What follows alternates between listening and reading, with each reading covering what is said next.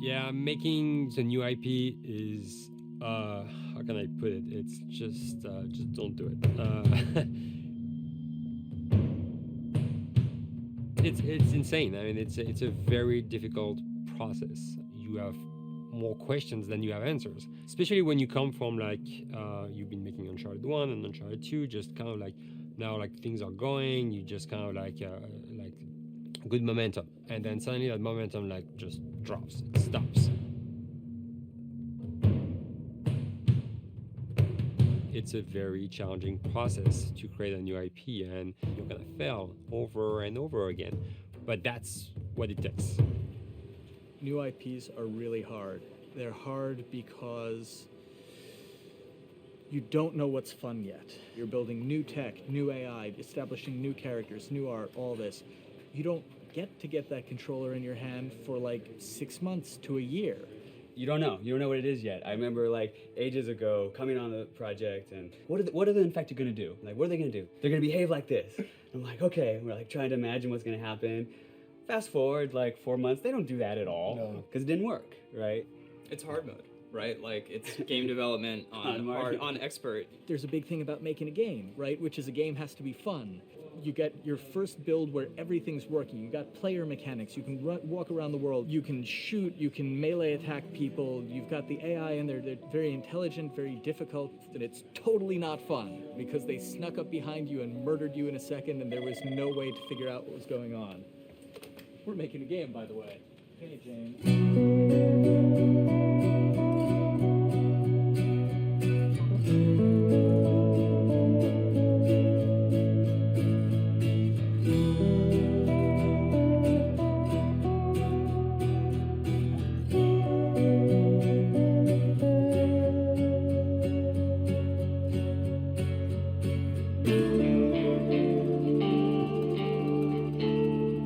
Company's grown quite a bit since I started. I think I was the 12th employee or something back when we got started, but we've tried to stay true to those smaller studio roots. I've been here for 16 years. There's just no reason to leave. I just like the environment here. It's very non-corporate. I think the way we work on Dialogue is kind of special because we don't really like hierarchy or bureaucracy, and no one is really just a manager here.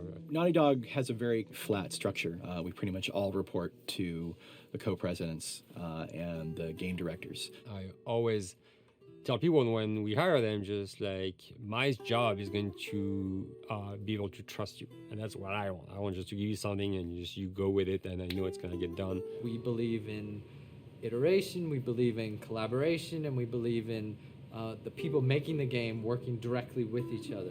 When we have designers and artists, animators all mixed up, anybody that's working on the same tasks, the same characters, the same areas, put them next to each other so they can communicate a lot better. We don't have a lot of meetings because if you need something to get done, you just walk over and you talk, and then you go back to your desk and you finish it up. And I really like that. I like when I just walk in the office and I see just designers talking with the programmers or programmers over the animators and talking to them. I think that's when really the magic happens. Naughty Dog, we really try to cultivate a culture where anybody can criticize anybody else's work. And we encourage people to be blunt about it and not try to sugarcoat it too much. It takes too long to be nice sometimes. It's not personal. It's based on more like how can we make a better game. We want everybody to have a voice. We want to cut out all the bullshit if we can, making sure that people are making decisions not based on ego, but what is going to benefit the game. When you see that people trust your opinion and that they value it, it's such a great feeling. You really feel like you're working as a team on a collaborative effort. We want to sort of remember where we came from and you know why we were successful then, and try to continue that success now. We make games. That's what we like to do. Back when Uncharted 2 wrapped up and we decided that we were going to build this second team and create a new project, we kicked around a lot of ideas. One of the very earliest ideas was to go back to Jak and Daxter. It's really near and dear to us. We really love those characters in that universe, and we think that there are some interesting stories still to be told there. We started to realize that it was not going to do justice to the franchise that the fans had fallen in love with. It would be shifting it so far in a new direction that we felt that effort would be more justified in developing a new IP. Neil and Bruce came to Christoph and I and said they wanted to do a post-apocalyptic game. I think the core essence of what they wanted to do, though, was to try to tell a story about two people and how their relationship evolves over the course of the entire game. That potential, oh wow, there is something very special about that game. This is going to be polished. Like, you're not sure if it's gonna work or not, and you have doubts. And like, should we be doing a game like that? Should we be doing a first-person shooter? Whatever. Like, you ask yourselves all those questions. And the creative director and the game director are the core of the team that have to really see eye to eye. That's why you have that balance between like Bruce and Neil's gonna try to push the just the story and the characters, and Bruce is going to try to push that with just the gameplay as well. And so it's kind of like those guys are just trying always to find the right balance between the two. It's a very delicate process. We feel that the interactive medium has an untapped potential to touch the feelings of the player. You have that connectivity, the fact that I'm actually in the world and participating in what's happening on the screen in front of me gives us some sort of advantage to make you feel connected with what's actually happening. At Naughty Dog, that's what we're trying to do, is pair story and gameplay together. If we can make you feel like you're actually with these characters on that journey, and you're invested in those stories and those characters, then you're feeling, in theory, the same thing that they're feeling. As the story evolved and took different shapes and different forms, the thing that was always there was Joel and Ellie. And because of that, everything kind of grew out of that relationship.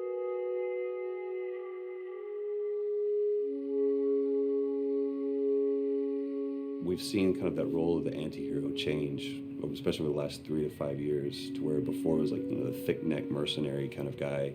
For this game specifically, for this story, we needed something new.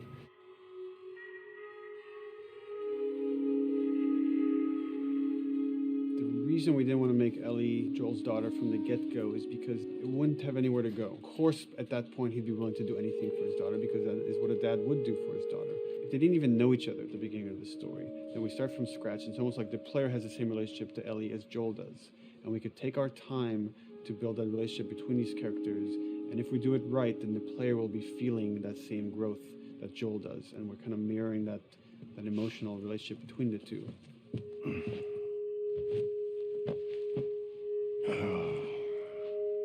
What are you doing? Killing time. Well, what am I supposed to do? I am sure you will figure that out.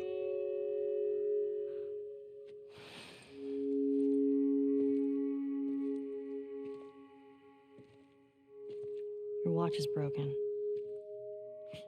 It's exciting that Neil wrote something like this, where he's like, I don't want to make the stereotypical characters. I want to make real people in this crazy situation and these forced to make decisions that are really tough. Like, what would we be like in those situations?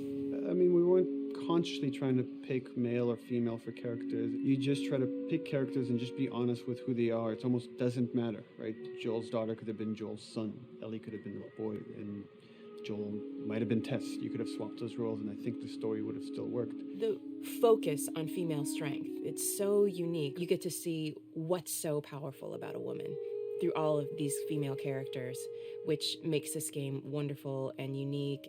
There's a crew of Fireflies that'll meet you at the Capitol building. That's not exactly close. You're capable. You hand her off, come back, the weapons are yours. Double what Robert sold me. Speaking of which, where are they? Back in our camp. We're not smuggling shit until I see them. I want Joel to watch over her. Whoa, I don't think that's the best Ellie. idea. Him? How do you know them? I do think having a strong female character, especially like Ellie, is so rare in video games. And as a gamer, and more specifically a female gamer, it's frustrating to me because I'll see sort of the stereotypical female character where she's amazingly beautiful and huge boobs, and she's there to be either the love interest or just because they're like, well, we need to throw a chick in here. We've seen the strong woman or we've seen the weak woman. We haven't necessarily seen the empowered woman from this kind of standpoint. And there's that beautiful scene where Joel finds her inside the house and she's reading through this girl's journal going, is this really what they used to worry about? What shirt do I wear and what boy am I gonna go out with? You know, and to be met with those first world problems that we deal with every day and go, how trivial is all of this? I think it's gonna resonate a lot, not just with, you know, a female audience, but with a male audience as well. The thing that was intriguing to me after the fact is knowing that we're kind of creating a female action hero in a way, and this is her origin story with Ellie. To sort of be such a strong female character that is completely normal looking, regular t-shirt and jeans, and she's 14 and she is still a total badass, is really exciting to be a part of that. There's so few non-sexualized women in video games, especially in the main role, that we were kind of proud that we were creating one. It's very complex, and without the players knowing it, she becomes the protagonist by the end of the story. And that's why she's in the front of the box, and that's why we've been promoting the two of them together so much. It is a dual protagonist game, and yeah, I guess I get nervous to think about it in that way.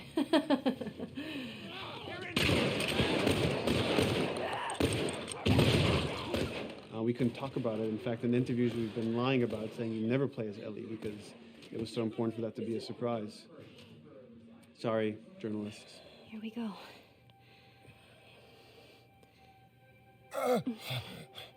Sorry. Well done. That's it. The tone of the game was set pretty early on that we knew that we wanted to make a really grounded story. We knew that we wanted to make the player feel the sense of tension and dread and go through the same emotional roller coaster that Joel and Ellie were going through. One of the things we kind of struggled with is to say, well, if we want to really ground this world and make it so like realistic, maybe we shouldn't have anything that could be perceived as a monster. Maybe like by just having an infection that just killed people, and it's all about humans and how they deal with this post-apocalyptic society and how different people decide to survive. Maybe that would be enough. And what we realize is because we're making an action game, a lot of the storytelling happens on the joystick. And once we remove the infected, it's like all of a sudden now we can't tell the story through gameplay of what happened to the world. And that's where we kind of went back and kind of brought the infected back in, because it lets you see, once you're fighting them, the threat that people had to deal with, that otherwise would just be very cerebral and people could talk about it, but you couldn't necessarily experience it yourself. In a novel, that might work. In a game for us, specifically an action game, it didn't work. And from there, when we start kicking around those ideas, and we're just like, what would be cool just to play? The early inception for it really came from a BBC video we saw called Planet Earth, where they were talking about a cordyceps fungus. This cordyceps fungus gets inside of the brain and controls these ants, and mandibles start chomping, they grow up to higher areas, cordyceps fungus sprouts out, and then it germinates. And essentially uses them to spread its infection and take over whole colonies, sometimes wiping them out. As soon as we saw it, we were intrigued by the idea of, what if it jumped to humans?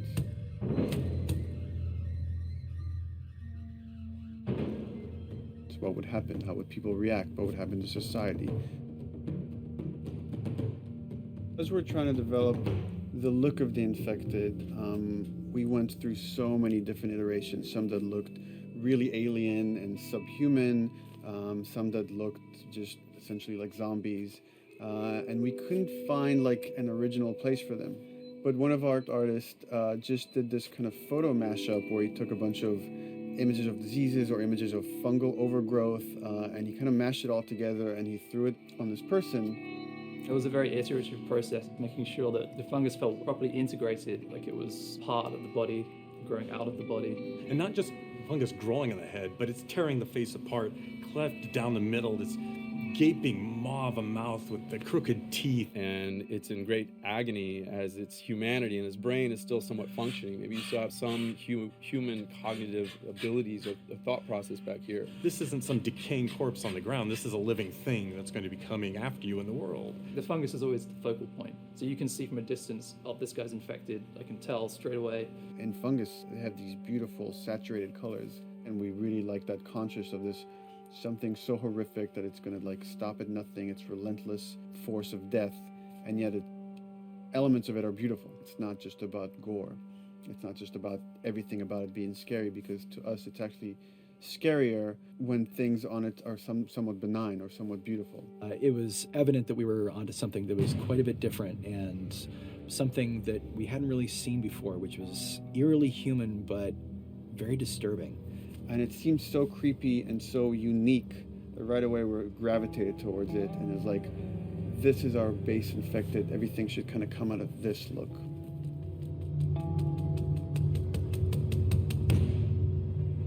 So once we had this idea of the face-splitting kind of look that eventually became what we called the clicker stage. We went to great lengths to create a full biological cycle for these things. So in the early stages, you don't actually see too many signs of the fungus surfacing out of the skin. It's kind of underneath it, like people have lumps starting to show. The eyes will be kind of cloudy or lopsided because the fungus kind of originates inside the head. That moves into the next phase, which is the clicking phase. And if they mess with the eyes, we end up saying, well, how do they get around? Oh, echolocation. And they use a form of echolocation to track down their enemies. Just like bats, or even some blind people can see by making a clicking sound, a sound that on its own wouldn't be very scary. And then to associate it with something that people in this world are very fearful of, so that as you're exploring an environment, all of a sudden you hear this click, and you're seeing everybody just get frightened, just everybody duck, everybody hushes. Great.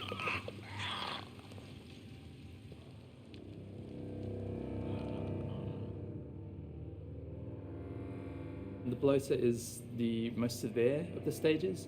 So large pieces of the body has been replaced by these kind of fungal plates. The fungus completely takes over the body and blooms. They're kind of covered in things that have been growing on them. Things like moss and like little life on life kind of. What the fuck is that? When the infected feels like it's going to die, it finds like a dark corner and it becomes part of the environment. The human elements aren't there anymore. And then the body is gone. They lay down and sprout and then spew spores. And if people can breathe those spores, they become infected as well. It all had to kind of make sense of how each stage flowed from one to the other. And that's hopefully how we've created a world that you can kind of look through it and understand the science behind it and say, I could buy this, I could get into this.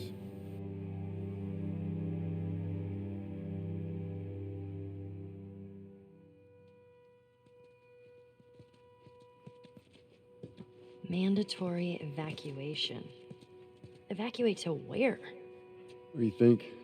Quarantine zone. See, some places got a heads up before the infection showed up. Most didn't.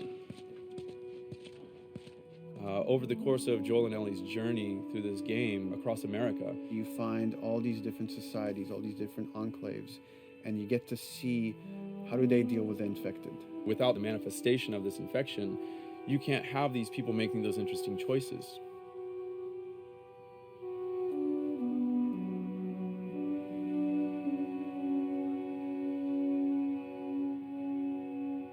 The world we decided was actually its own character, really grounded with a lot of texture. What happens, after 20 years of the fall of man, when no one's taking care of anything? This book called The World Without Us describes in detail how much fighting on a day-to-day basis we have to do to keep nature back. And once you stop doing that, how quickly nature can reclaim that. As they talk about New York, and how every day they pump water out of the subway system. That system breaks down. Within 2 days, a whole city is flooded. And once water gets introduced, then structures collapse pretty quickly.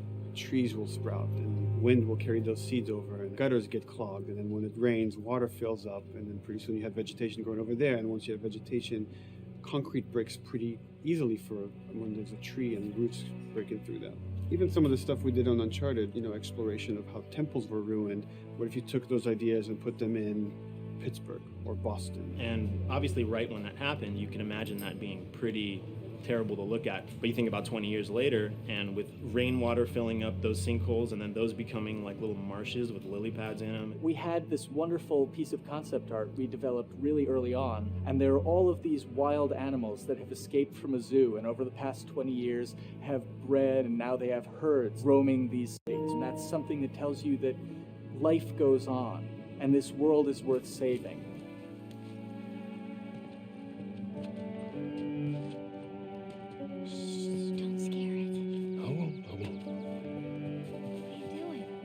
There's something really pretty about nature reclaiming its domain once we are gone. So fucking cool. We have another level of OCD of the logic goes into some of these environments.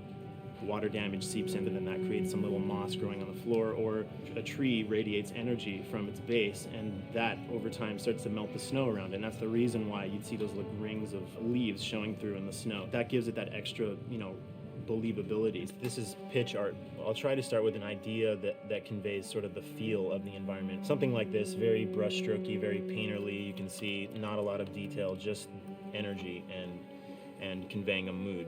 This is sort of just a conversation starter, and then this would be more of an actual space. So you start talking about, is this too tight of a space right here? Would the player even fit through there? Do we even want to include water? Those are conversations you start having a little bit later. And then it usually needs several more passes back and forth in order to be tightened up to be the experience that you would see in the final product. So, dude, I was actually trying to figure out right here, there should probably be some dead foliage.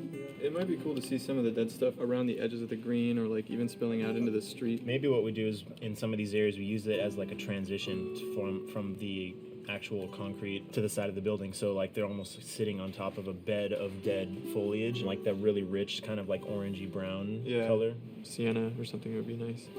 Something real cheddary. That's how you know you're done. The end product often ends up being stronger because that bouncing back off somebody else gives you a result that maybe you wouldn't have even thought of in the first place. All right, here's the bridge. That's our way out of here. As far as concept art goes, definitely the ultimate goal is just helping everybody as much as possible. Me and the background artist will work together. I'll often just go to them because they've got like a really, really good like visual imagination. At some point, you came in almost like flat on. So that's kind of good because the bus station is right in your peripheral view, and you're probably going to enter the bus station. You're probably not going to get lost. But it doesn't at all utilize this cool architecture here, like the bus station sign. Like that's a really distinctive silhouette, and it's a really interesting sort of architectural detail. So we changed the entrance. Look at that. Another city, another abandoned quarantine zone. I think it's a better composition anyway. It's not so like symmetrical. And I think that was done so that this sign read better. If you didn't see the word bus on it, you might not know it's a bus station. So I think that helps. Everything we're doing in the environments is relating back to what you should be feeling in the story or what's happening to these characters. So is that everything you hoped for? Jury's still out. But man, can't deny that view. Come on, this way. When we first came up with Ellie and Joel, we had this idea in our heads of who they would be, but we didn't necessarily know the voice. It took us a while to find our Joel, but for Ellie, I think Ashley was the second or third candidate to walk in, and right away we knew. Yeah, you know Why are you so scared all of a sudden? Because I'm a coward, okay? So just get your shit. Let's get out of here. Damn it. I'm not like her, you know. What? You think I'm gonna end up like your daughter? The way she delivered the lines, the way she just embodied that character, was like, that's Ellie, there's no question about it. I saw the character artwork and I related to her a lot. I mean, she's kind of a tomboy and she's kind of tough, and I mean, obviously I'm not 14, and I think that's the main difference between the two of us. I read the scenes and I was like, I need to play this part. You want to be my hero? Forget the whole bit about saving my life. Buy me a stack of these bad boys instead. Where'd you get that? Back at Bill's. I mean, all of this stuff was just lying around. And then once we had her, we said, okay, well, we're going to do another round. And we're going to have Ashley this time in the casting sessions. The chemistry of these two characters was imperative to get right. Troy was a really interesting casting for Joel because when you see Troy, he doesn't look like Joel at all. You know, he's so handsome and he had like, you know, the frosty hair and totally looked like Final Fantasy. And so I'm like, yeah, I don't know. He's like this tall, pretty. It didn't seem right. I walked into the room fully aware that I was the youngest person that they were seeing for this role. There was a line that was in the audition side that says that Joel has few moral lines left to cross. And so that became the anchor point to the character. But then as soon as he spoke and he had the grit in his voice, warm yet kind of dangerous. And his movement is just like you bought into it. Why are you so scared all of a sudden? Because I'm a big coward, okay? Now pack up your shit and let's go. God damn it. I'm not her, you know. What? You think I'm gonna end up like your daughter? Lily, you are treading on some very thin ice right now. It was Ellie and Joel. after he read, it was just like that was it. I've done some video games in the past, but to be handed the mantle of a franchise like this was a pretty big honor. Is she alive? She's alive. She's David's newest pet. Ah! Where? In the town. She's in the town. You mark it on the map. It better be the same exact spot your buddy points to. Neil pulled me aside one day, and he said, I have some ideas. And as you're well aware, Neil is a little twisted. He came up with this character, and, you know, I just jumped at it. It was such a departure from everything I've done here for Naughty Dog, to say the least. Name's David. This here's my friend James. We're from a larger group. Women, children. We're all very, very hungry. To be able to put on a voice that, you know, hopefully a lot of people won't know, won't notice that it's even me. Because we didn't want it to be Drake. Drake eating people, that's a whole nother game. How did you put it? Tiny pieces.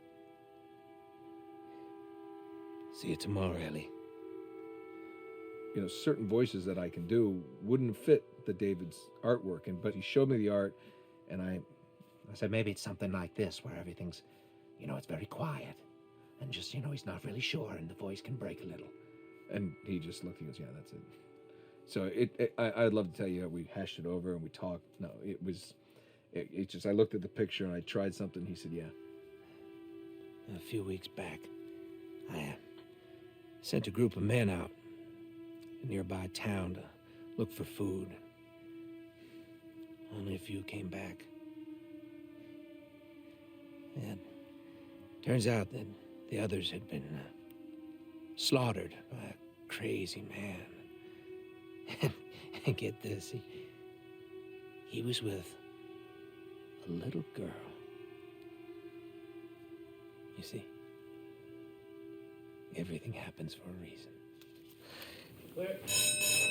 Ashley, she brought humor to it. She just has some really great comedic timing. The way she reacts to the things around the world with a little bit of sarcasm, that teen kind of like trying to get a rise out of you.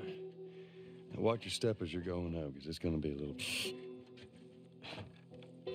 It just brought a certain levity to the story that the story needed. You didn't even realize it needed it until she started doing some of that stuff. Oh, I'm sure your friend will be missing this tonight. Mm-hmm. It's light on the reading, but it's got some interesting photos. Now, Ellie, that ain't for kids. Whoa! How the hell would he even walk around with that thing? Get rid of that. Well, hold your horses. I want to see what all the fuss is about. Oh, why are these all stuck together? I'm just fucking with you. Bye-bye, dude. Throughout the course of shooting over these past couple of years, Ellie and I have kind of morphed into each other, which I know sounds so cheesy. Neil always asks, he's like, well, what would you do in this situation? I think the most important thing that Ashley brought is a sense of capability to Ellie's character that wasn't there in the beginning. The very first thing we shot involved her being pulled out of a car and attacked, and Joel was supposed to go save her. It was written that Ellie sort of was just kind of watching on the side, just waiting till he was done, and I was a little frustrated because I was like, well, if this were real life, I would do something. We did a couple takes, and at some point she walked up to me and she said, I feel like I'd hit him.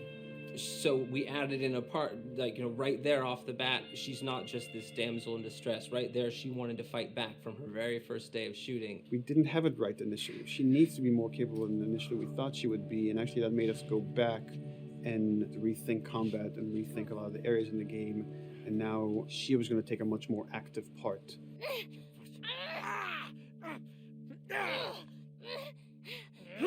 Anything that requires, you know, a lot of body movement, we do with the actors on the mocap stage, and we try as much as possible to use our actual principal actors, use their body motion as well as their voice. We captured all at once there on the stage. Having the actors perform as well as being recorded at the same time was imperative to get an accurate performance, because every time you split up the performance in any way, you lose some of that magic where they did a gesture or they delivered the line a certain way, and those things have to be in sync, or there's just something subconscious that's like off-putting about the performance when you don't do it that way. You are treading on some mighty thin ice here. I'm sorry about your daughter, Joel, but I have lost people too. You have no idea what loss is. Everyone I have cared for has either died or left me. Everyone fucking except for you. So don't tell me that I would be safer with someone else, because the truth is I would just be more scared. It gives you the most authentic, most realistic performance, because you're actually there, not just making your own choices, but making your own choices based on the other people that are involved in that scene. So you get this truly natural approach to things, and it shows up. It's like theater in the round. You can do anything from any angle, and the smallest, most subtle thing we'll be able to pick up. There's no place to hide. So you have to be as prepared as possible, because you have no idea which moments they're going to use. There are these little improv moments and, you know, little nuances that you get that probably isn't scripted, that just comes out of play, you know, while they're performing. That mistake that is just blossomed into a really good idea. Did we improv on The Last of Us? Yes. Yes, we did. Doing this was a whole lot like being 5 playing in the backyard with a stick, you know, and this is my machine gun, and, you know, and a pine cone is my hand grenade. It's all your imagination. I'm doing the exact same shit that I did 45 years ago. I just get paid for it now. We square. We're square. And get the fuck out of my town. I don't do a lot of voiceover work, so for me, it was nice to be able to work off of your other actors. I can't imagine it working in any other way. I'd never done mocap before. I didn't know what to expect. The suits were crazy. Yeah, the suit gave me wedgies. Like, deep wedgies that I had to pick out with my middle finger. Too much information. Just how damn sexy I look in a motion capture suit. I look like 10 pound of sausage in a 5 pound casing in that thing, man. Once you get past the fact that like everybody else and you look like weird clown people with these little dots and stuff, once you like give over to that, it really was pretty easy to make it just feel like you're in the moment and in the scene. So everyone that was on this is a slam dunk. This isn't just another gig to them. And that creates a really cool energy for people to really start experimenting and playing jazz. Floor is yours. And action.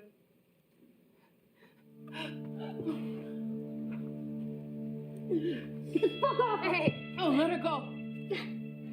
Don't worry, this is fixable. But I can't come with you. Well, then I'm staying. Ellie. I want Joel to watch over.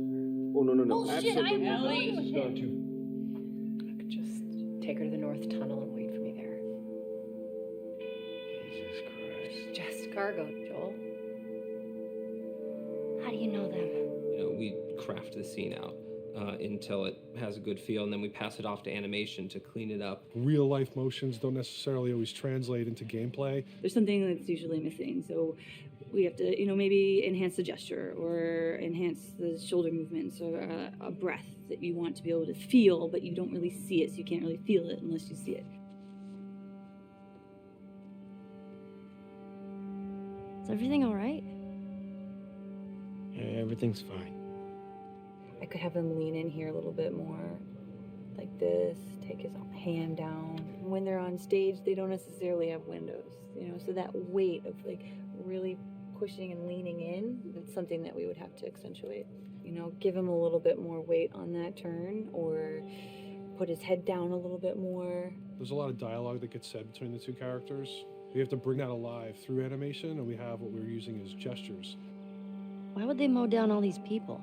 You can't let everyone in. If you turned off the sound, you'd know that they were talking to each other. And that really helps accentuate the relationship that the two have together. We have certain animations that play in the beginning of the game on Ellie. She's traveling with Joel, who she doesn't really know. There's a lot of gestures to make her look nervous, just her overall stance. Later on in the game, they develop a relationship through the animation, not just the dialogue. You can see that she's more comfortable around him. If that reads well with the player, then, we're doing our job.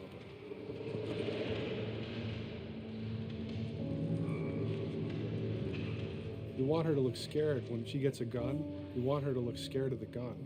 So if she's gonna aim, she wouldn't be like super trained aim. She would be more like some scared. But at the same time, it needs to look cool and feel cool to the player that plays. It's really just these little tiny details that we're doing, and it's coming across. It's working out well. We don't do facial capture. We don't track eye movements on stage. It's just the motion capture data. Everything that you see on the faces is hand-keyed. As you can see, this is all of her mocap data. And so when I'm doing something like this, I go back and forth to the performance that she was giving, and I watch just this section over and over and over again. So this is our default face, where I can make everything super extreme and make her all squinty and angry, turn her frown down. I can open her mouth, stick her tongue out. It's listen, watch. Okay, where's her mouth at this point? Like, is it open? Is she making like a grimace? About Tess. I don't even know. Here's how this thing's gonna play out. You don't bring up Tess. Ever. Matter of fact, we just keep our histories to ourselves. We shoot all of it to just get the body motion, and then we'll do a second pass with the cameras. The scene's playing back on an overhead projector, but it's also playing back on a monitor that's attached to my rig.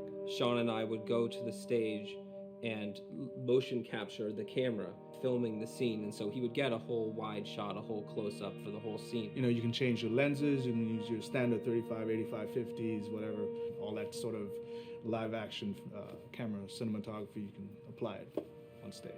We make sure to go back in and add flaws. We keep the confinements of the room, so the camera can't go past a certain wall, because then we have this cheated perspective. If the cameraman bumps into the wall, we keep it. Missing focus hits when you're pulling focus, going too close to a character and reframing, those little moments in there, kind of keeps it very cinema verite. If everything was too perfect, you wouldn't be able to put your finger on it, but you'd be able to feel it. It would just feel off. It's very much about grounding it, despite having the option to do whatever we want. Being able to place the cameras anywhere we want after the motion capture gives us both advantages and disadvantages. The biggest advantage is it means that we just have to nail the best performances we can get, and the luxury is that we can always swap it. The 3D world gives you limitless opportunities with cameras and movements, exposures, all that stuff. Most of these cameras are sort of set up like real world cameras. So we have lens, we have f-stop that will create the depth of field. We have aperture to set our film back and all that stuff. A master, and then I have my close-ups, my over the shoulders, sort of just like a live action production. Let's go to camera 30 at the 23.458. Then I get that kind of weird, bend across his back. The closer I bring the camera, the more bend I get, which is, doesn't look right. It looks less cinematic than if I do that, which flattens the whole thing. And I'm trying to also catch Ellie. Like if you scrub a little more, catch her in the back here. So I want a longer lens of that kind of stuff. Since I've only had experience working with live action before I got into video games, it was a kind of a cool adjustment to be able to have this extra flexibility in post, to swap a line of dialogue for something different, even though that's not what the actor said at that time, and to be able to still have a close-up on them while they said it. You get to make it probably more perfect than you could ever make it in live action. How far are we gonna take As far as it needs to go. Where was this lab of theirs? Because our actors are both the voice and their body, they get to play, they get to try things, they get to work with our director to kind of come up with new ideas, or even our director will have a new idea on the spot that wasn't there in the script, but realizing when he sees it, oh, well, this would actually be better, this might feel better. And those changes all just happen organically there on the set. He could even lead straight into his thing. It's like, no shit, yep, Ty, we want to do this. We rented 2 Harleys and drove cross country. Keep it pretty succinct. Like, we got the bikes, rode them cross country. Cool. It's shocking to me that this is Neil's first time directing. There was a specific tone and a specific approach that Neil and Bruce wanted to take with this. It just came down to, there's nobody knows this story better than you, and then there's nobody that knows these characters better than you. Why don't you just do this? He and I actually had a conversation about it. He says, I think I'm going to try this myself, and I'm not sure. Neil was fantastic. The floor is yours. Okay, so remember, you've been running away from this turret-mounted truck. If you come to this dead end, you're going to look up and see a potential way out. Okay. And action. Check it out.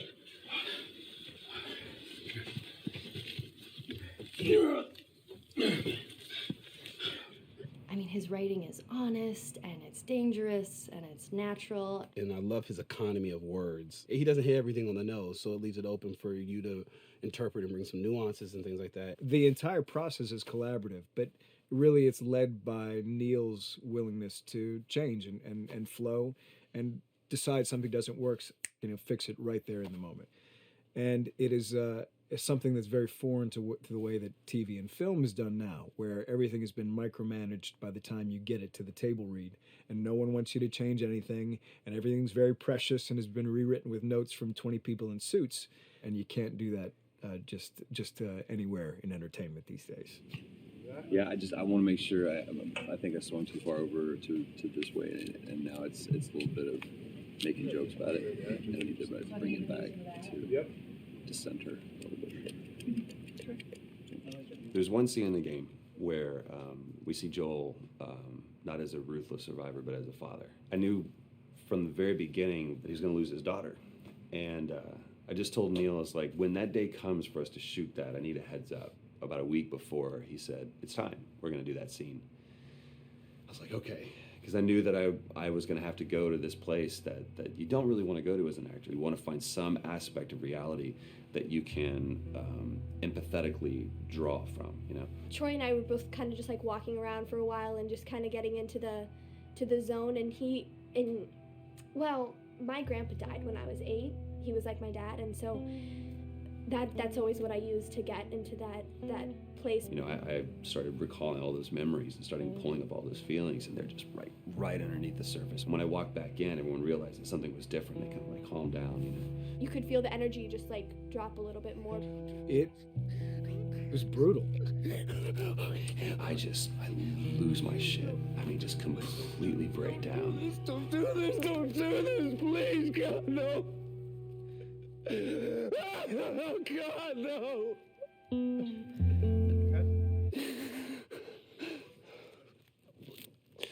The soundstage was deathly still. It was the first take, and I felt really good about it. And it's like Neil said, okay, let's do it again.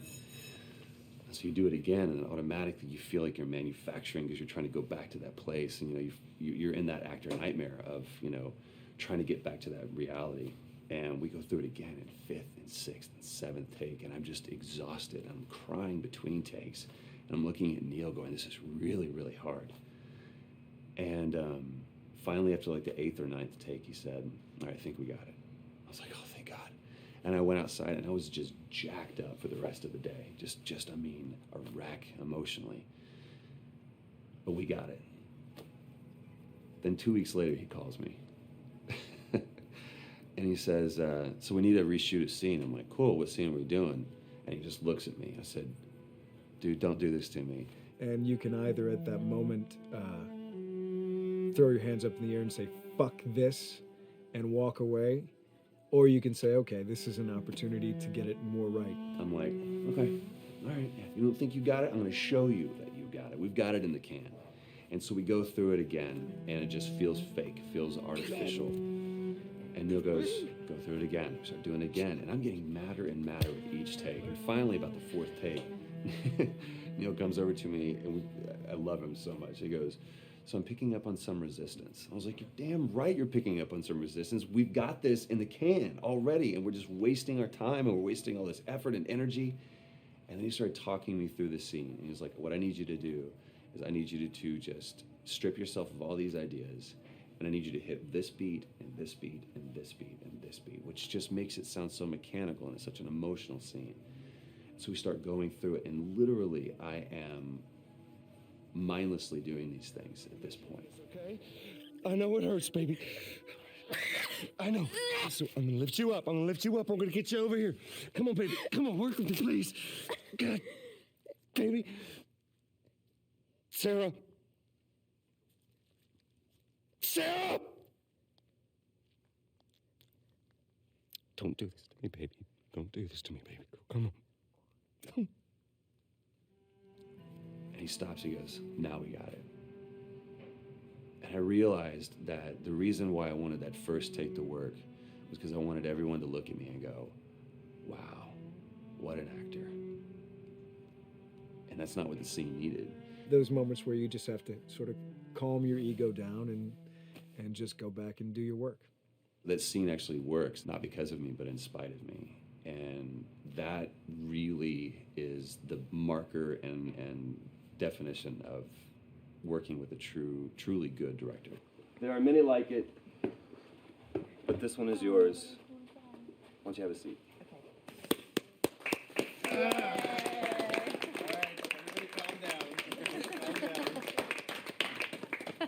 Thanks, guys. It's the director's chair. Working on the project, we knew we wanted to have a pretty minimalist soundtrack. And we had a folder where we just throw music in there. Looked at the folder one day and we saw, we have a lot of stuff here from Gustavo Santaolalla. We're looking for a composer. What if we reached out to him? Oh, no. Sarah. Move your hands, baby. I know, baby, I know. Listen to me, I know this one. You're gonna be okay, baby. Stay with me. I want to pick you up. I know, baby. I know it hurts. Come on, baby. Please. I know, baby. I know. Sarah. Baby.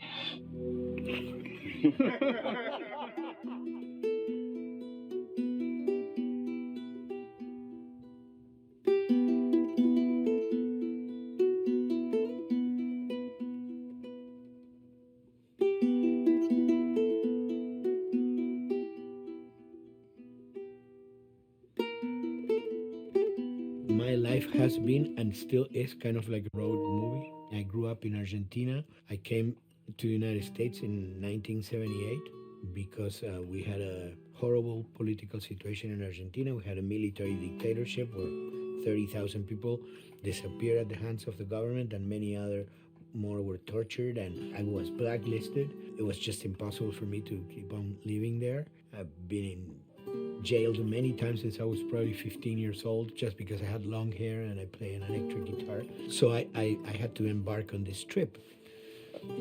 I can relate to that kind of need of movement and going to the next place and the next place and the next step.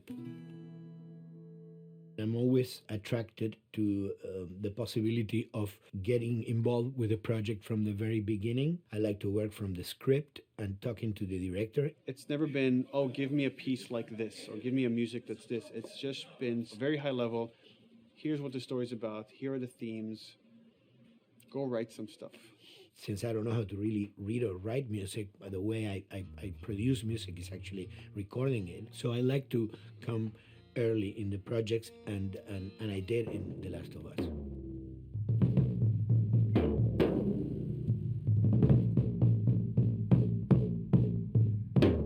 one thing that was fantastic from the very, very beginning was the freedom I had to try and to do whatever I felt could work, you know? As the story was still being written, you could listen to this piece of music and just get a sense of where this needs to go tonally, because the music was still inspiring the story. So that was the great thing of having the music written so far in advance. You know, at the beginning, I was going really out with some things, and sometimes some of those things were the ones that they liked the most, you know? So I really felt very motivated to work, and I enjoyed immensely working. It was this very organic back and forth experience where one element was inspiring the other and vice versa. I needed to go into some more dark places, more textural and not necessarily melodic.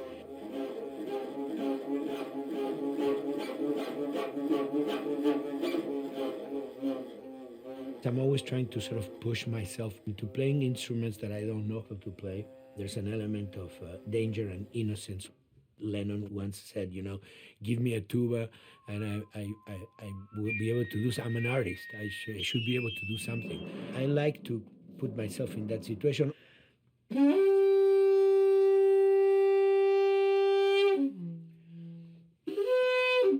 So these are just PVC pipes, the one used, you know, in construction.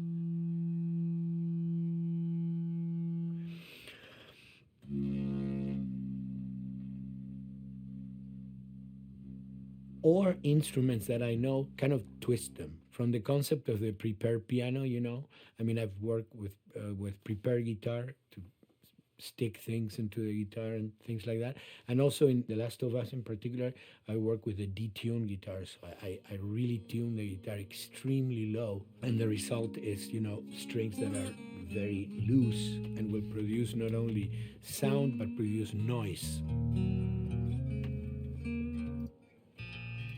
Because I believe, you know, every environment has its own sound. We have in our, you know, small studio, we have actually the possibility to record almost anywhere, including the bathroom. And we have done some fabulous recording, especially in the kitchen.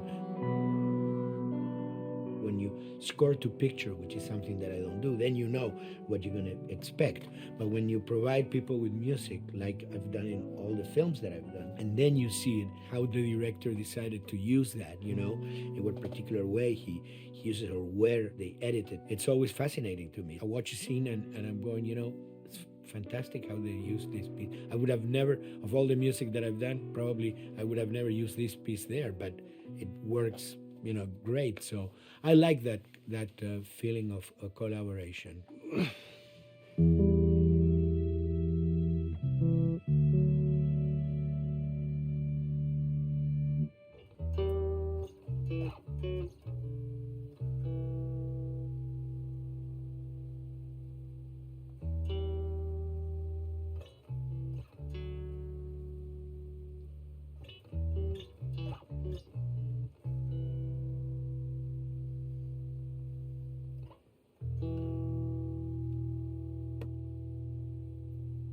I think, you know, the guys also that work in programming and adapting that music to the game, they should share a lot of the credit for the end result. In the beginning, there was silence.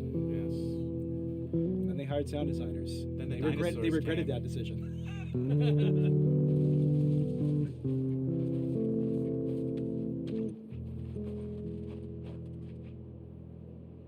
Hold it steady. Ha! Got you. In a much quieter environment like that, we really had to fill out the soundscape with much more natural sounds, much more detailed, delicate sounds. The tension comes from the lack of sound, in a way. Your brain is thrown off because where I expect to hear buses and crowds, all of a sudden I hear wind and leaves rustling. Again, it's creepy and beautiful at the same time because it's almost like I'm going on a hike, but I'm in a downtown area.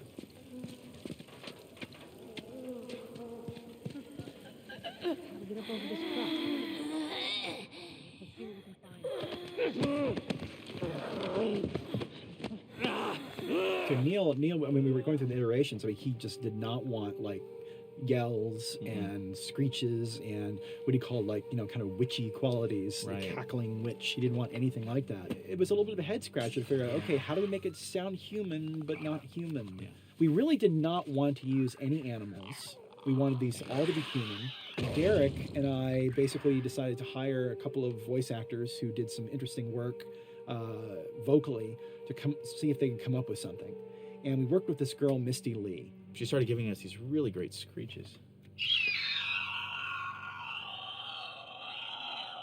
And that's no process. Yeah, that's just her voice.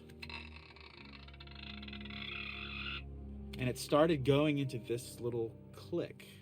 We also used a little bit of Phil's voice.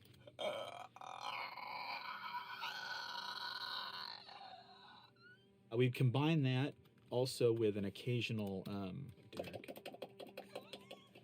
That's just me, you know, moving my tongue. And what that kind of did was it sort of grounded it all, like maybe in the mouth area, the wetness, all that kind of stuff. And it adds a nice texture, actually. This is a composite of all the bits I just told you about.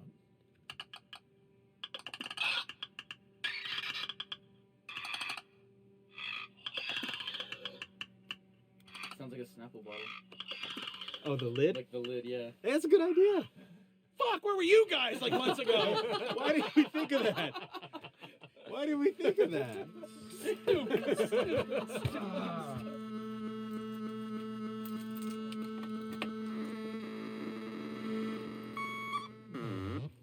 Viewers at home, you're probably wondering what this is. Let me tell you. About 10 years ago, I saw this Synthi A suitcase synth. I wanted to get one. This finally arrived in January, just in time to start using. I thought, well, what can I do with this?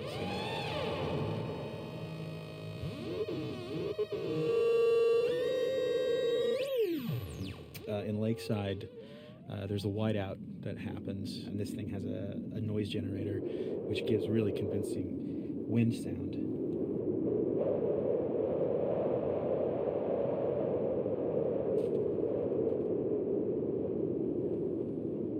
The military still has technology. There's sirens and alarms, so I wanted to try some new concepts.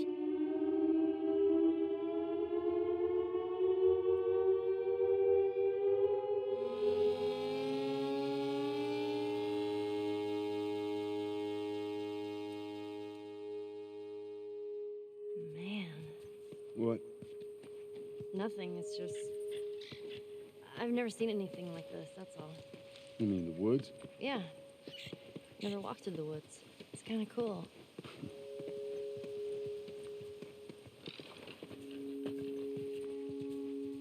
We consciously take in consideration lighting in the beginning. Most of the game, we don't really have any real man-made light sources, so everything is naturally lit. In the past, you know, we could use a lot of artificial light, but in a world that has no electricity, We have to hide most of the time, and that requires getting very close to certain assets. Just stay back.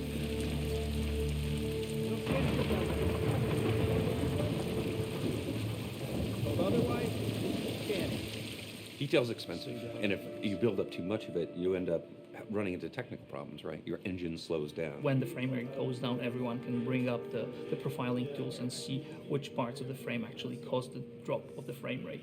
This is the profiling tool. These are all the SPUs. Here's the GPU, and then here's the PPU. You can see, like, here's the main process, and here's all the sub-processes, and you can see, tells you, like, how many milliseconds and cycles it's taking. The programmers are whiz at modifying this stuff and realizing, oh my God, why is this thing so big? We're taking 10 milliseconds on this thing. And then that's when they come over and find somebody and hit them over the head with a club and be like, why are you doing this? I love, we put the 30 frames per second goal because that's what we shoot for.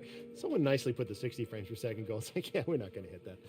Lighters usually can come up with different lighting setup that still looks great, but is less costly in terms of performance.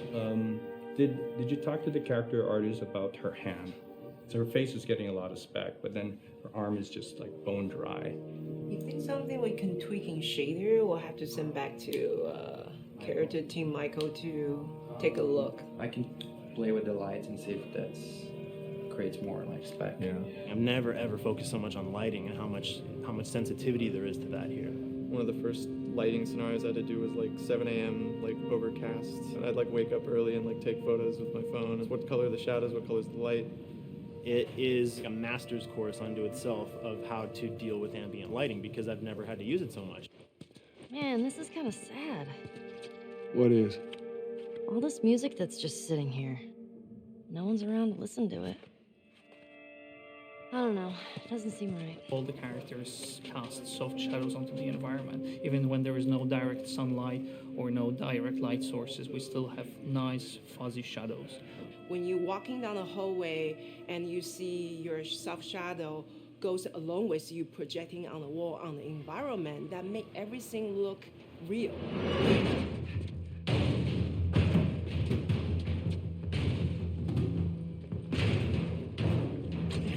Follow me through here.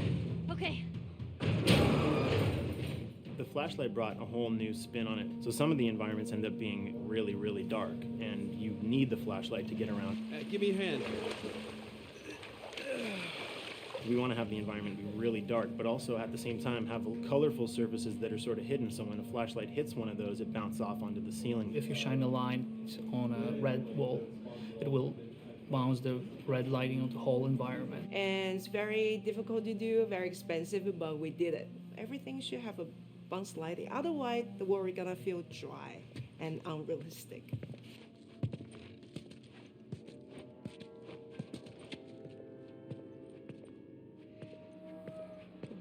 I guess this is where the assholes sleep. I mean, slept. This engine is really driven in a way towards a very high level of cinematic control over each frame. And hopefully, if we achieve our goal, you'll see it is beautiful. There are these truly beautiful moments amid all this chaos and destruction. Yeah, once we're done with this whole thing, I'm gonna teach you how to play guitar. What do you say, huh? Come on.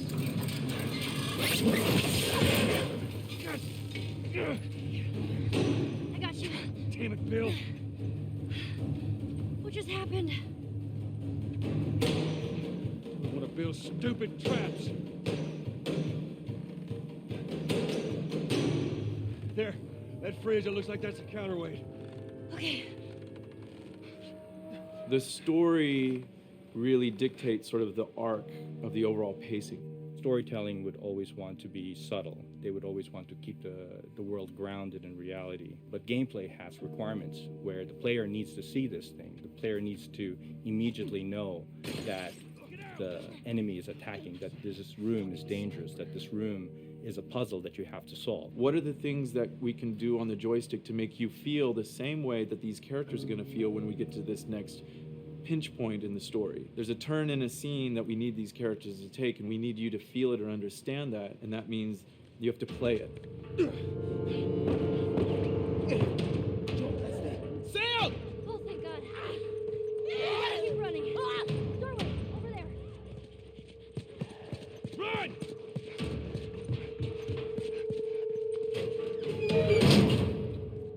We really want to make sure that there's that contrast between the negative space and then the high tension spikes.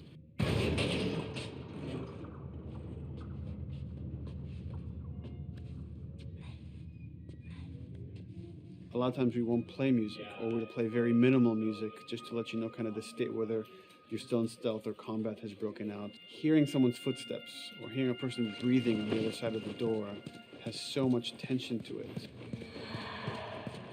You hear that? Shh, quiet. You feel the tension of the world, make you question whether you want to engage with these guys or kind of try to stealth around them. That's another reason why we don't have traditional cover in the game. You smoothly move around everything, contextualizing with the environment, but you're never locked down. We want the player to, with that crafting system, with the scavenging system, with all of the abilities available to them, to constantly be moving around and changing as the moment arises. Gameplay is all about, I have a limited set of tools, and how am I going to use those tools and those limitations to overcome this obstacle in front of me. And that obstacle might be infected, might be another class of humans that wants to kill me for a bottle of alcohol in my shoes.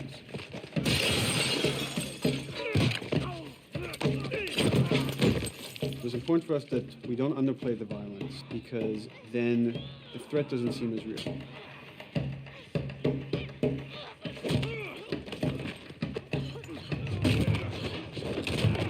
We see video games as this incredible medium to tell stories. We want to treat it as equals to books or comics or TV or movies. This is subject matter that would not be considered out of the ordinary to tell in one of those other forms of entertainment. Fucking hunters. See, this could have been us. We wanted you to buy just the desperation of these people and why they're behaving this way, because it's so brutal. And at the same time, we didn't want to make it so over the top, stylizing it, so then it doesn't become as real. It was important for us actually to hit that middle ground where it's kind of disturbing. That glint that's happening on that curvature, it'd be good if there was a way that we can guarantee that from this angle, we're seeing it. It seems but really it's flat. overall too bright and opaque. Yeah, looks like paint.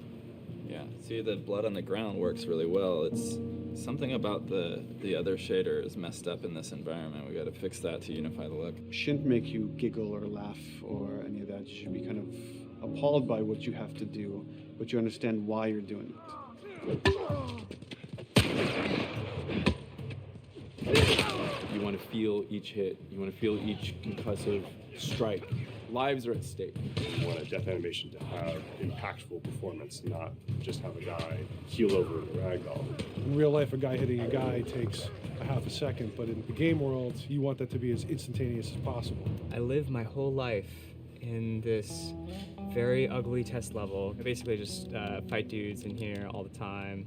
Almost every move is divided between like an intro and a swing. One of the many things I have to end up doing is like counting frames and being like, okay, on frame 18, I want you to get out of here. I want you to be able to start moving.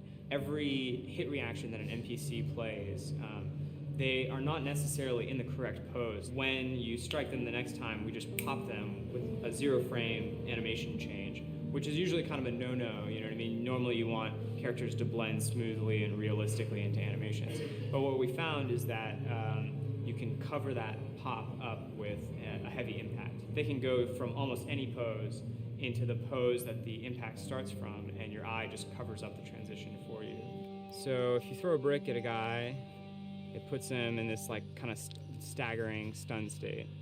And that changes the moves that you do when you come up and punch him. So now I'm gonna come up and punch him, and now when you're punching him, because you've hit him down, you get this like auto aim moment where you get like a free headshot. I try to make it so that, you know, if you kind of know what you're doing, that you can set yourself up for 1 + 2 = 3.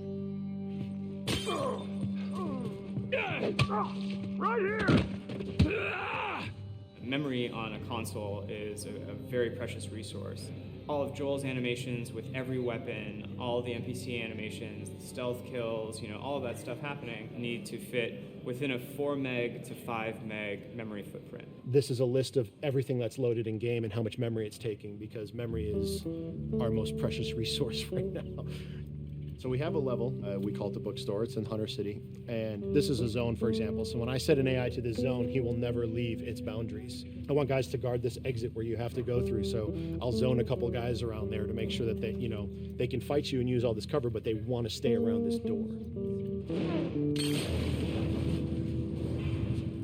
This is another key component of the AI, is what we call the nav mesh. This defines the overall play space of where an AI knows he can or cannot go. Hey, look, that's where a cover used to be, and there's a hole cut out for it. I got to fix that. Here's some other wonderful things. See these little red polygons? Yeah, that means they're not linking right for some reason, so that means they can't really walk through here properly. It's a bug, and I need to fix it. Welcome to my life. Hey!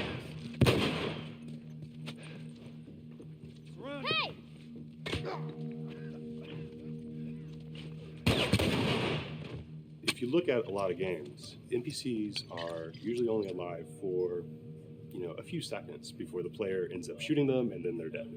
We want our guys to be much more dangerous and much more threatening, which means they have to be alive for longer. They need to exist in the world for longer, which means you as the player can witness them acting out their behaviors for longer.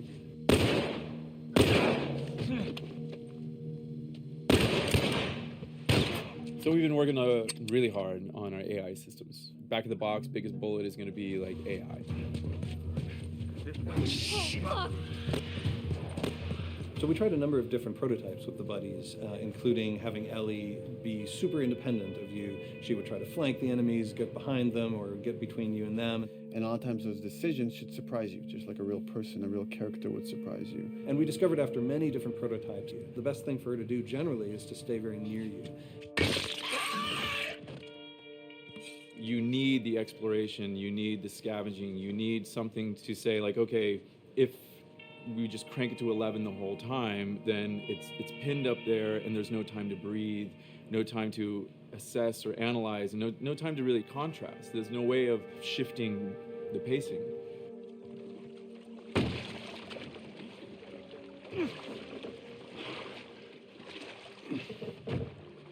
Puzzles are really weird, especially like Naughty Dog puzzles. I think they're very simple and satisfying. Most of this puzzle is strict exploration. You can see the ladder here, you can see the pallet there, you can see a clear route up to the ladder. So you're like, okay, maybe I have to get Ellie to the pallet, push the pallet over to this side, and like Ellie will climb up and lower the ladder. So that whole part is like, that's not a puzzle, that's not regarded as a puzzle, but when you feel like you've got to the solution and you're like, okay, I'm going to climb this ladder, and you climb it, and it breaks off, hopefully then the player will feel a little bit stumped and they'll be like, I'm not really sure what I am meant to do now. And so this is where the puzzle starts. Hopefully at this point, like all of the elements that the player needs to solve the puzzle are very familiar to them because they've been through the previous exploration beats. They're improvising with elements that are at their disposal. That's a really sort of like strong theme throughout like The Last of Us. So like you're a survivor, you'll take whatever tools you're given and you'll use them in like creative ways to survive.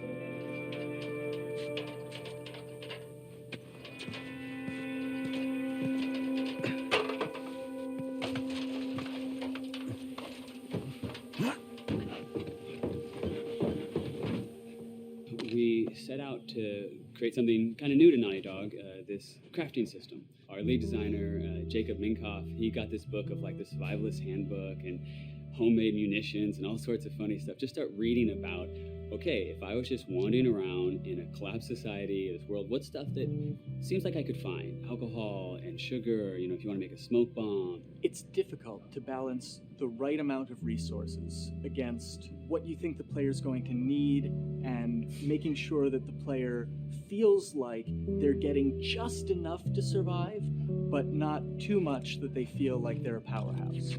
We wanted you to be forced to make some choices in the world that showed how depleted the resources were. So if there's a particular point in the story where the characters are having a particularly difficult time surviving, then we want you as the player to be finding fewer items, farther apart, harder to survive. We will item starve you at the same time that those characters are feeling starved and worn out. Then you expose something to them. Oh, here's a cache, and if I can just get into that cache. Oh, look, there's a wealth of things in here. God, I was so worried. My health was low. If I had run into a combat, because it's always that thing in your head, it's that Hitchcockian thing about the danger that you see is less meaningful than the danger that's in your head.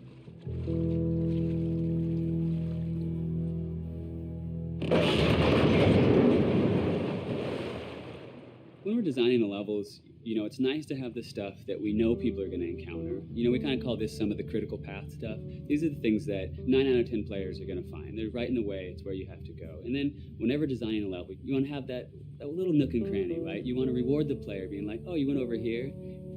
And then you also want to have that other second nook and cranny. The player is supposed to go place a ladder here and climb up through the rest of the hotel. But what they can also do is shimmy across this area, and I place a really cool like upgrade kind of off the beaten path to reward players for exploring. So if they come all the way over here, they're going to get this really cool training manual. It's a funny little bit of trivia. The HUD system, not the menus, not like when you hit start and stuff, but the actual HUD system where you see the reticles and stuff, was literally created for an E3 demo early in Uncharted 1, and that's been our HUD system, the foundation of our HUD system for the last 4 games. First time in Naughty Dog's history, we hired Alex. She's awesome, and she's got a really good understanding of UI and how it applies to games. The thing that I hate about any game's UI is when it pulls you out of the game for too long. No one wants to spend time in menus.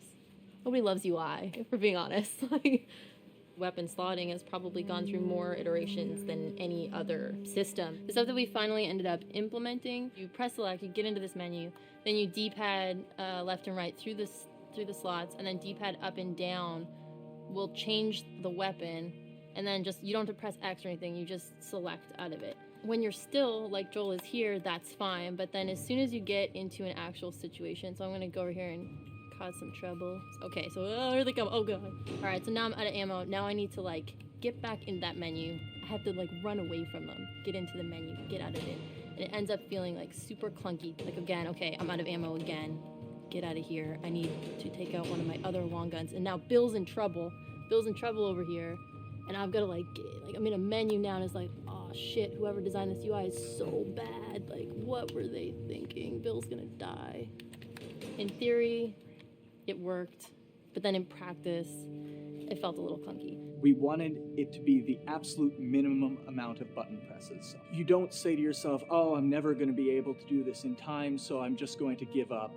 I'll die, I'll restart, let me try again.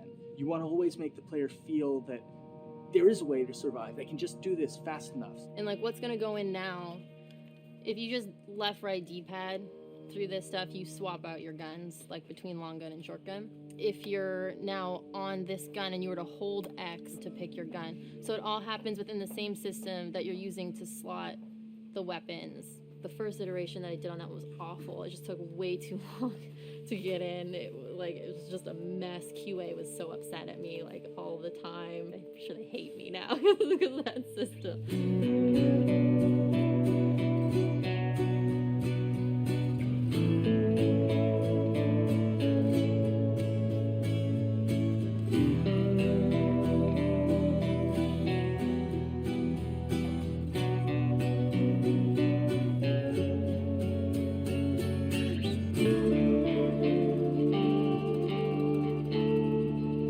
I think the way the industry is kind of maturing and changing in general, you're seeing a lot more focus and importance on refinement and polish. So having internal QA really helps. The industry is kind of changing from QA being this like tighten up the graphics on level 3 bro kind of vibe to like really being a more technical, mental, investigative job. On the publisher side, it's more reactive towards the code being delivered in a stable, controlled environment. Whereas on the developer side, especially at Naughty Dog, we are going beneath the art and the design. We're given enough weight where we can go up to somebody and be like, look, you have to fix this. Why? Come over, I'll show you. That kind of feedback, I would love to be able to say like, that was us, but it gets so diffused throughout the iteration process that you're just kind of like adding your, I guess like genes into the gene pool and then just seeing what happens, you know what I mean?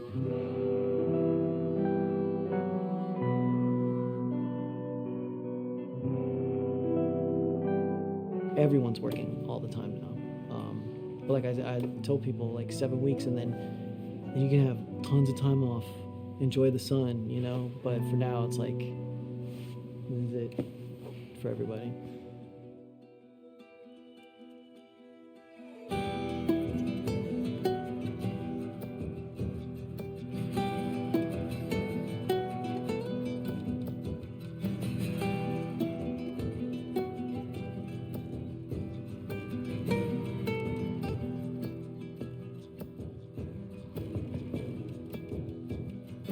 Crunching is part of making games.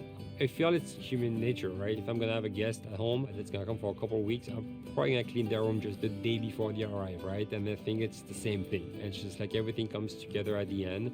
I personally enjoy crunch. I think you get this like absolute laser focus because it has to come together.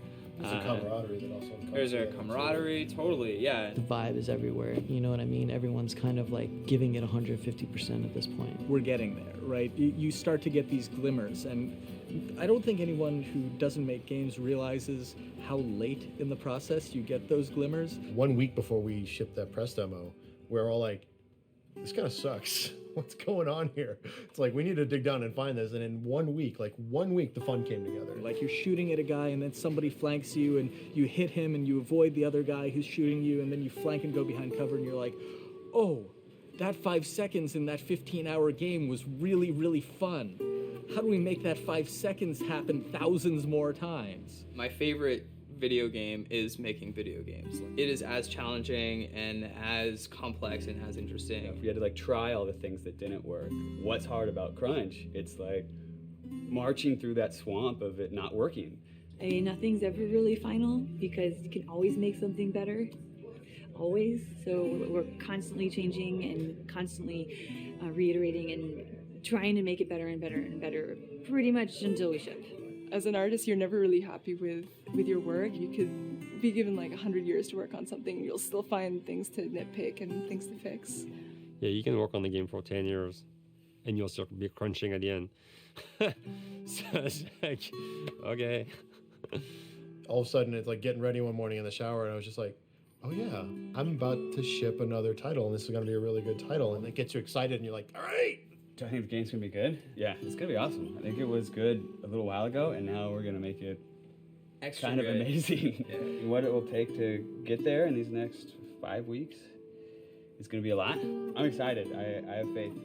Every time we're shipping a game, it's terrifying. You just hope for the best. You don't know, right? I mean, like people have different opinions. We have to go with our guts, and I trust the team just to pull it off.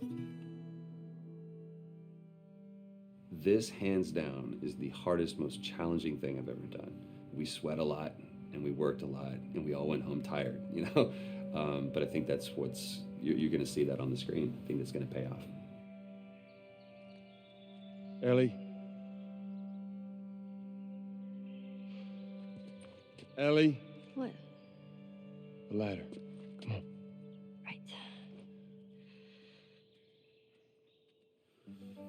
After David, Ellie's visibly distant. You could have done a cutscene to show, hey, you're being very distant, and she's not responding, but to also do that in gameplay, to where it's something that you've done just countless times throughout the game with, you know, let me boost you up here, get the ladder, bring it down so we can do this systemic thing, and the character responds with that, and you have to actually go over to her and go, hey, come on, the ladder, we've done this, let's do this. It's a subtle choice. Like Bruce and I talked in the beginning, is like we have these mechanics, how can we exploit them in a narrative sense? And that's one of those opportunities. I just think it's incredible that happens in game. It's not a cinematic, you know. It's something that adds weight to that controller when they're playing. Wow, so good!